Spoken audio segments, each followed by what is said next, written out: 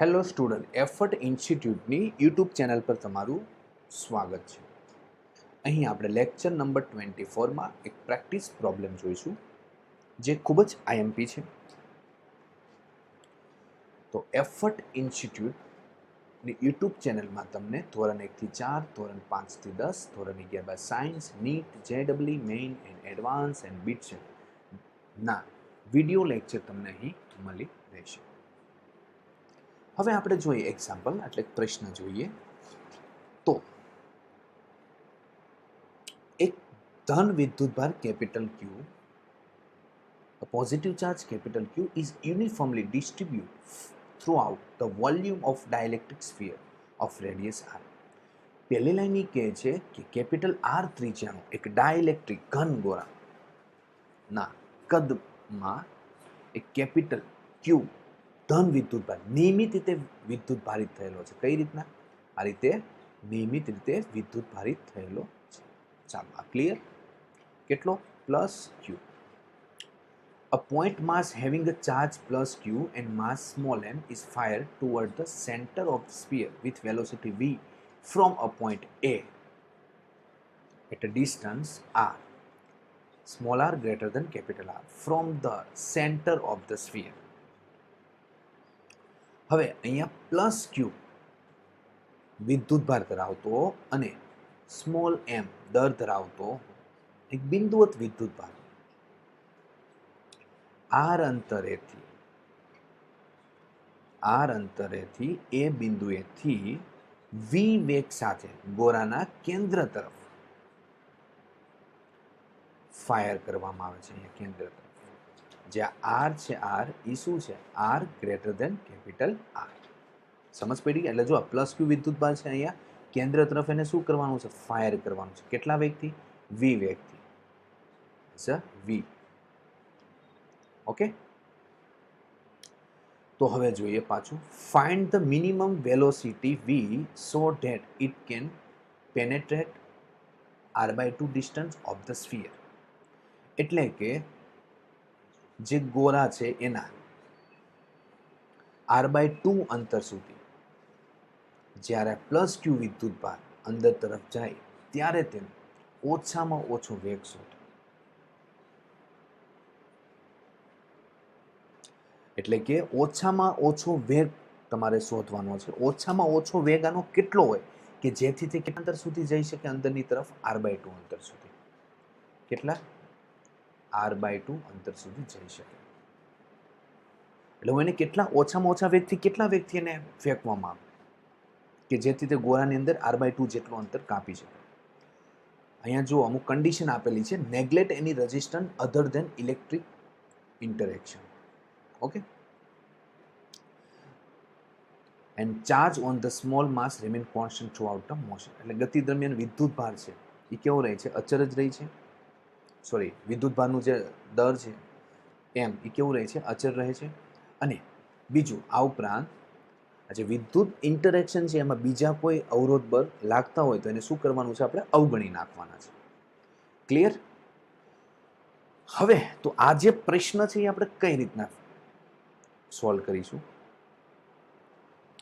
તો અહીંયા હું યુઝ કરીશ કન્ઝર્વેશન ઓફ મિકેનિકલ એનર્જી, એટલે કે યાંત્રિક ઉર્જા સંરક્ષણનો નિયમ. તો અહીંયા આપણે જોઈ શકીએ ડેલ્ટા કે plus delta you is equal two 0. તો અહીંયા તમે લખી શકો kf minus ki plus uf minus ui is equal two 0. તમને ખ્યાલ છે અહીંયા સ્થિતિ ઉર્જા અને ગતિ ઉર્જાનો સરવાળો કેવો રહે છે? અચળ રહે છે. ઓકે. લખી શકાય k plus u is equal two constant, અચળ. હવે જુઓ, આ જ્યારે કણ છે ગતિમાં હોય છે એટલે પ્રારંભિક અવસ્થા છે. કઈ અવસ્થા? પ્રારંભિક. અને અહીંયા જે પહોંચે ને એ કઈ અવસ્થા છે? અંતિમ અવસ્થા. અંતિમ. ઓકે. તો પ્રારંભિક અવસ્થામાં ગતિ ઉર્જા કેટલી હોય ને અંતિમ અવસ્થામાં કેટલી હોય? તો પ્રારંભિક અવસ્થામાં ગતિ ઉર્જા 1/2 mv² હોય ને અંતિમ અવસ્થામાં ગતિ ઉર્જા શૂન્ય થઈ જાય. તો 0 - 1/2 mv². પછી અહીંયા પ્રારંભિક અવસ્થામાં સ્થિતિ ઉર્જા કેટલી હોય? તો અહીંયા આપણે વિદ્યુત સ્થિતિમાન કેટલું હોય છે? વીઆઈ, કેપિટલ વીઆઈ લખીએ અને અહીંયા કેપિટલ વીએફ. તો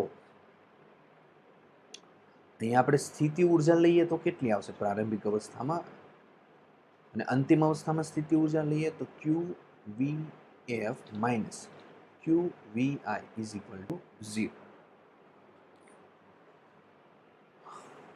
ઓકે, ચાલો હવે આપણે જોઈએ તો આને લખાય 1/2 mv² is equal two Q common કાઢી લઈએ તો VF માઇનસ VI.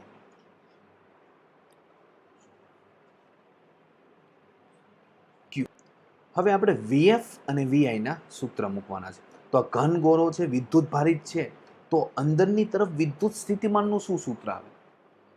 અંદરની તરફ વિદ્યુત સ્થિતિમાનનું સૂત્ર શું આવશે? તો આ તમને ખ્યાલ જ છે. Okay, Q upon 8 pi epsilon naught into R. આપણે કેપિટલ Q લઈ લઈએ બ્રેકેટમાં 3 minus R² by capital R².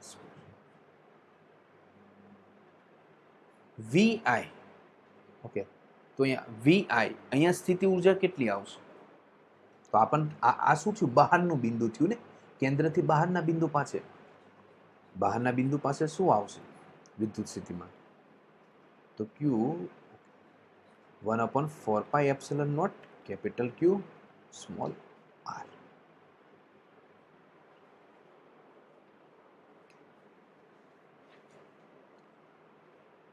ચાલો હવે આપણે જોઈએ આગળ.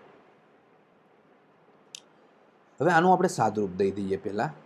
તો સાદરૂપ આપીએ તો શું આવશે? 3 capital Q 8 pi epsilon naught into R minus Q R² upon 8 pi epsilon naught R³ minus Q 4 pi epsilon naught small r.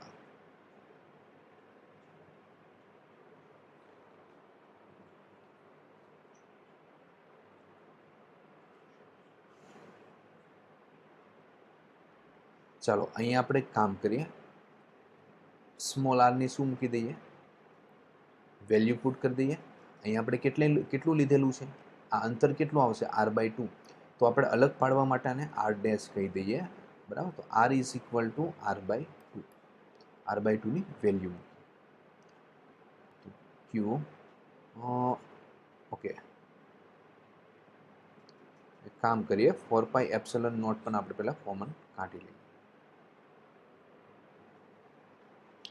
તો અહીંયા આપણે લખીએ 3 કેપિટલ Q પણ કોમન કાઢી લઈએ તો 3 अपॉन કેપિટલ R માઇનસ અહીંયા R ની કિંમત મૂકી દઈએ તો R² by 4 into R³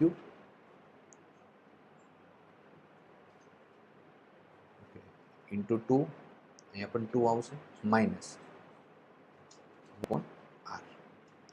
R² R cancel, તો ફાઇનલ શું આવશે? Minus Q capital Q upon 4 पाई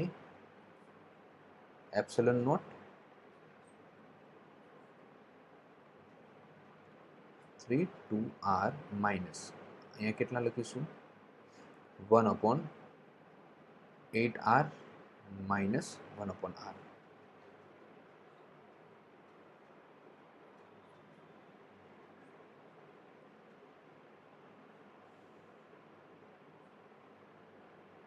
ચાલો હવે આનું આપણે સાદરૂપ દેવાનું છે, બરાબર છે. તો આનું આપણે લસાઅ લઈએ તો ફાઇનલ કેટલું આવે? તો આપણે લખીએ, બરાબર છે, Q capital Q upon 4 pi epsilon not bracket. Okay, 8R is equal to 11 minus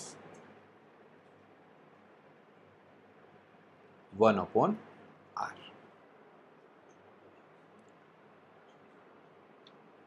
okay, તો શેના બરાબર આવ્યું? 1/2 mv સ્ક્વેર બરાબર.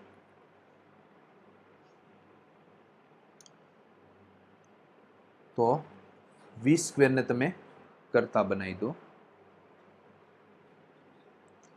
તો અહીંયા 2 મલ્ટીપ્લાય થશે તો અહીંયા કેટલા થઈ જશે?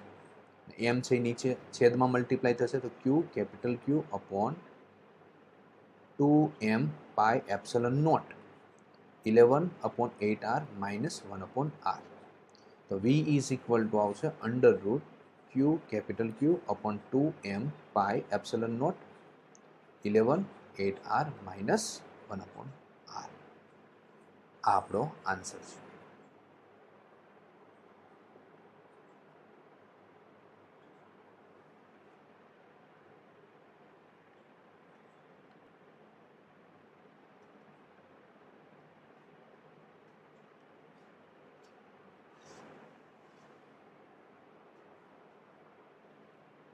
ચાલો, હજી થોડુંક આપણે અહીંયા વધારે આપણે આન્સર બીજા ફોર્મમાં લખવો હોય તો Q capital Q 2m pi epsilon not.